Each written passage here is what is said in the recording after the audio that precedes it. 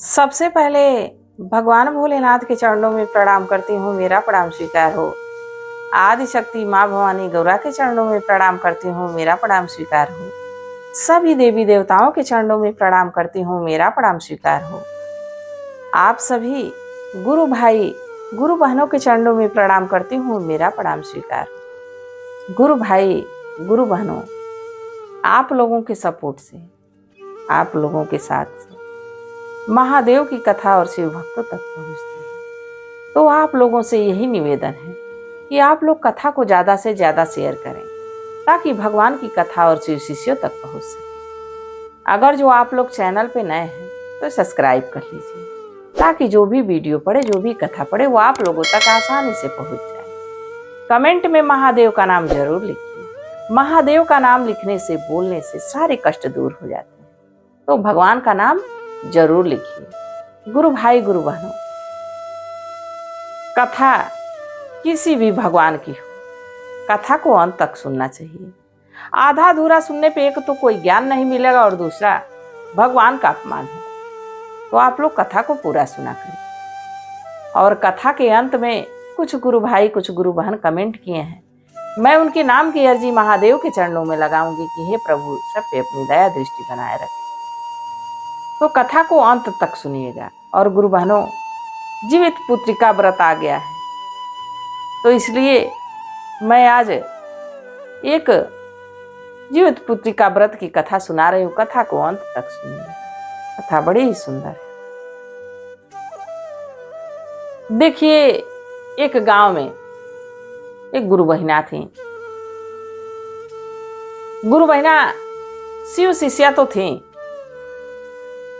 बाकी देखिए, सबका एक ही घर में सारे लोग एक समान नहीं होते हैं। किसी की कोई बुद्धि रहती है तो किसी की कोई बुद्धि रहती है। उसी में से कोई पूजा पाठ करता है तो कोई घर ही में क्या कहता है, बड़े पूजा पाठ करने वाले हो, क्यों इतने परेशान है। घर ही के लोग को कह देते हैं कि बड़ा भगवान की पूजा करती हैं तो क्यों इतना परेशान है। तो भगवान परेशानी भी अपने ही लोगों को देता है, वो परीक्षा भी अपने ही लोगों से लेता है। क्यों?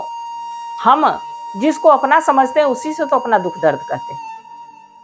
जिसको अपना समझते हैं उसी से कोई अपेक्षा भी रखते हैं। तो भगवान वैसे ही अपने भक्तों के पास, अपने शिष्यों को कभी दुख देते हैं तो उससे ज्यादा सुख भी देते हैं। तो गुरु बहिना, उनके 2 बेटे थे। गुरु बहिना शिव शिष्य थी, बड़ी ही सज्जन स्वभाव की थी, बड़ी ही नेक औरत थी, धर्मशील थी। धीरे धीरे समय बीतता रहा। गुरु बहिना अपने बड़े बेटे का विवाह कर दी। बड़ी बहू घर में आ गई तो गुरु बहिना सोचती कि चलो अब काम काज कम रहेगा, अब थोड़ा जीवन में सुख आएगा, आराम आएगा। अभी तक तो सारी घर की जिम्मेदारी लेते लेते मैं भी थक गई। बाकी देखिए, भाग्य में, नसीब में जितना लिखा होता है उतना ही होता है। उनकी बड़ी बहू जो आई, वो काम काज ज्यादा नहीं करती थी, ज्यादा का एकदम नहीं करती थी। सो के उठती, माँ से चाय मांगती,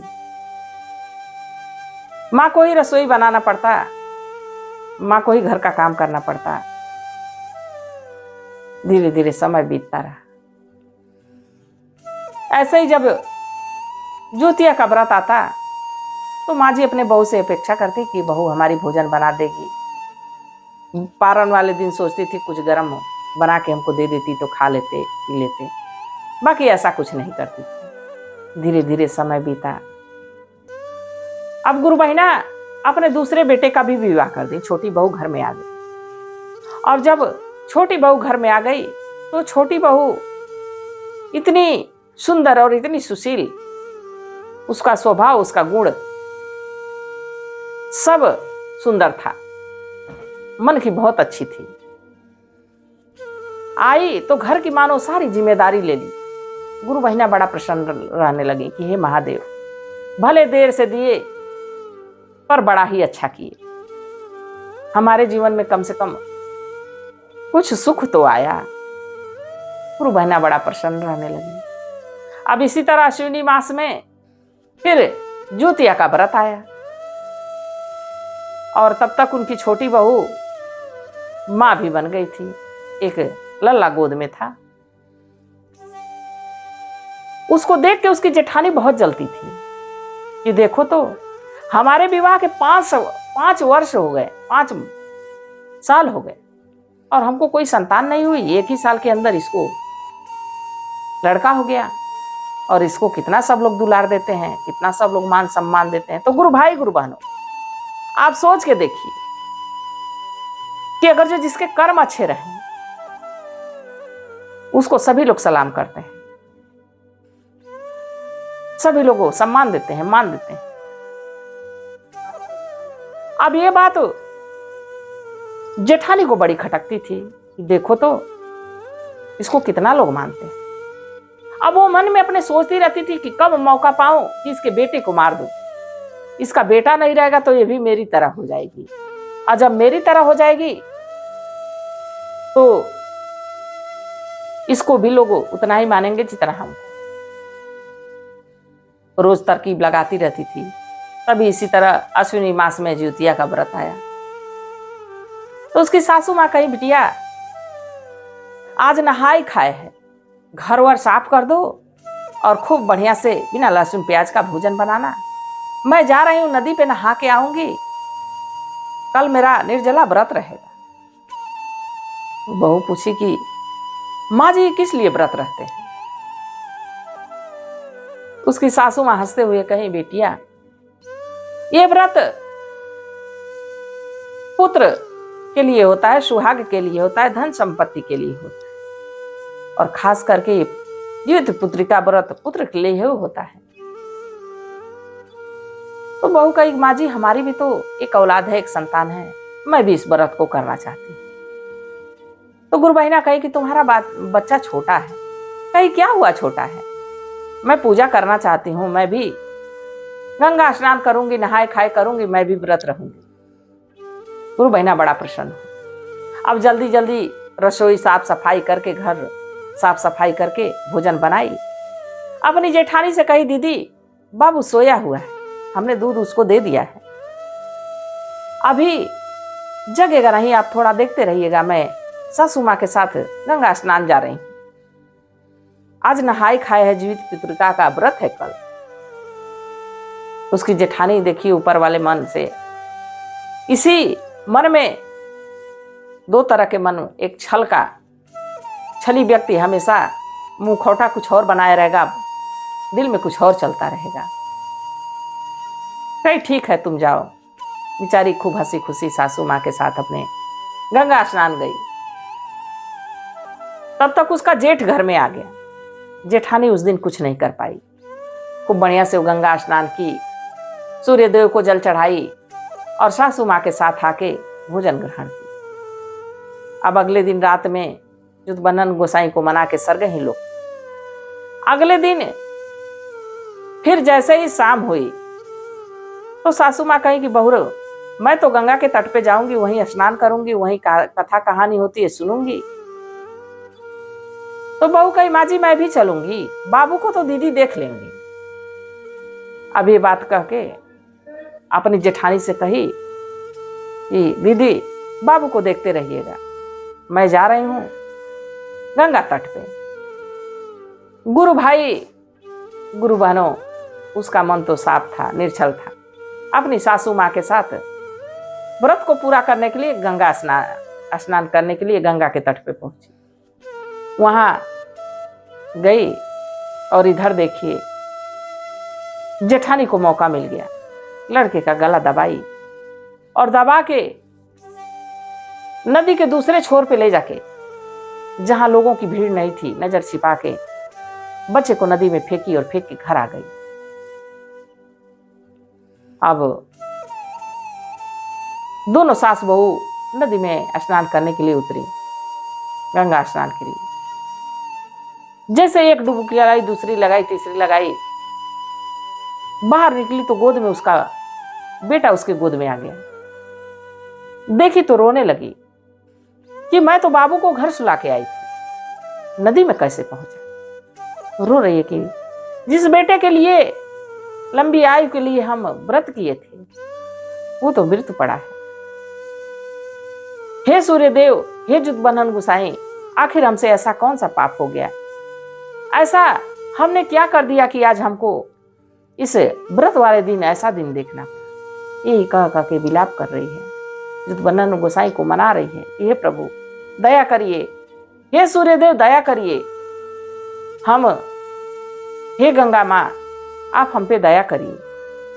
अब वहां पे धीरे धीरे भीड़ इकट्ठा हुई, सारे लोग बच्चे को देखने लगे, बच्चा मृत अवस्था में पड़ा है। तभी एक व्यक्ति आया, कहा बच्चे को थोड़ा दबा के देखो, हो सके पानी पी लिया हो, ठीक हो जाएगा बच्चा। और गुरु भाई गुरु बहनों, वो कोई और नहीं था, स्वयं जुगबंधन गोसाई आए हुए।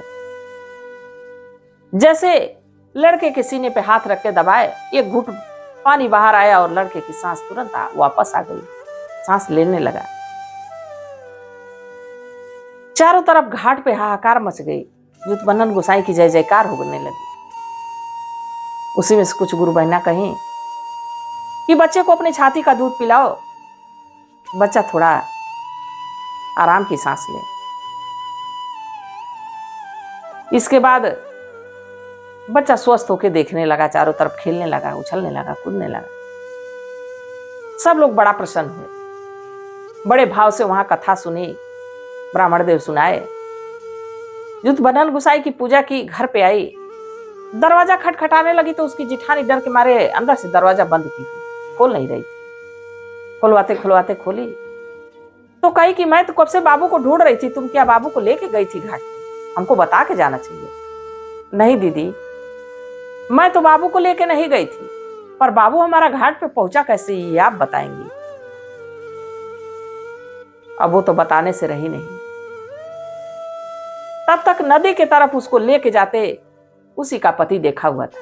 कहा भाग्यवान, पता नहीं कौन सा पाप की हो कि तुम्हारी गोद सुनी है, सत्य बोल दो, मैं तुमको नदी की तरफ जाते हुए देखा था। जब ये बात सुनी तो फूट फूट के रोने लगी, हमें क्षमा कर दो, तुम्हारे पुत्र को तुमको देख के हमको बहुत जलन होती थी कि तुम्हारी संतान है, तुम्हारा मान मर्यादा है और हमको कोई नहीं मानता है। कही दीदी ऐसी कोई बात नहीं है, सब आपको मानता है, और जहां तक पुत्र की बात हुई तो जितना मेरा पुत्र है उतना ही ये आपका भी पुत्र है। उसकी जेठानी उसके पैरों में गिर पड़ी। हमारे लिए भी जुगबंधन गोसाई से तुम दया मांगो, उनसे कहो कि हे प्रभु हमारी भी गोद भर जाए। कही दीदी आप पश्चाताप कर ली, अपनी गलती को मान ली, जरूर जुगबंधन गोसाई की कृपा आप पे होगी, उनकी दया होगी। तो देखिए, किसी के साथ ऐसा पाप नहीं करना चाहिए, ऐसा घोर पाप नहीं करना चाहिए कि जिससे व्यक्ति भगवान को दोष दे। इसमें भगवान का कोई दोष नहीं था, और उस बच्चे को मृत्यु नहीं लिखी थी। जुगबंधन गोसाई जीवन दान दिए। तो गुरु भाई गुरु बहनों, आप लोगों को कथा कैसी लगी जरूर बताइए। और जैसा कि मैं कही थी, कुछ गुरु भाई कुछ गुरु बहन कमेंट किए, मैं उनके नाम की अर्जी महादेव के चरणों में लगाऊं। तो देखिए, अंजलि कुमारी बिहार से गुरु बहना कमेंट करने के लिए बहुत बहुत धन्यवाद। मैं महादेव से प्रार्थना करती हूँ कि हे भोलेनाथ, हे शिव गुरु, इन पे, इनके पूरे परिवार पे अपनी दया दृष्टि बनाए रखिएगा, सदा इनको खुश रखिएगा। और मुकेश पांडे, मुकेश गुरु भैया, कमेंट करने के लिए बहुत बहुत धन्यवाद। मैं महादेव से प्रार्थना करूंगी कि हे भोलेनाथ, हे शिव गुरु, इन पे, इनके पूरे परिवार पे अपनी दया दृष्टि बनाए रखिएगा, सदा इनको खुश रखिएगा, स्वस्थ रखिएगा, मस्त रखिएगा। और रामजीत राय गुरु भैया, कमेंट करने के लिए बहुत बहुत धन्यवाद। मैं महादेव से प्रार्थना करूंगी कि हे भोलेनाथ, हे शिव गुरु, इन पे, इनके पूरे परिवार पे अपनी दया दृष्टि बनाए रखिएगा, सदा इनको खुश रखिएगा। और एक गुरु भैया हैं, लगभग सभी हमारे कहानियों पे कमेंट करते हैं पर अपना नाम शेयर नहीं करते। ये YH यादव गुरु भैया, बहुत बहुत धन्यवाद। मैं महादेव से प्रार्थना करती हूँ कि हे भोलेनाथ, हे शिव गुरु, इन पे, इनके पूरे परिवार पे अपनी दया दृष्टि बनाए रखें, सदा अपना आशीर्वाद अपनी छत्र छाया में रखें। और मनीष गुरु भैया, बहुत बहुत धन्यवाद। मैं महादेव से प्रार्थना करती हूँ कि हे भोलेनाथ, हे शिव गुरु, इन पे, इनके पूरे परिवार पे अपनी दया दृष्टि बनाए रखिए, सदा इनको खुश रखिए, अपनी छत्र छाया में रखिए। और अनिकेत गुरु भैया, बहुत बहुत धन्यवाद। मैं महादेव से प्रार्थना करती हूँ कि हे भोलेनाथ, हे शिव गुरु, इन पे, इनके पूरे परिवार पे अपनी दया दृष्टि बनाए रखिएगा, सदा इनको खुश रखिएगा, अपनी छत्र छाया में रखिएगा। और एक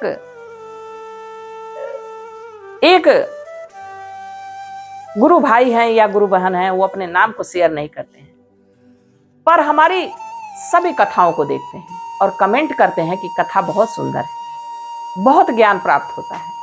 तो मैं उनसे यही निवेदन करना चाहूंगी कि आप अपना नाम शेयर करें।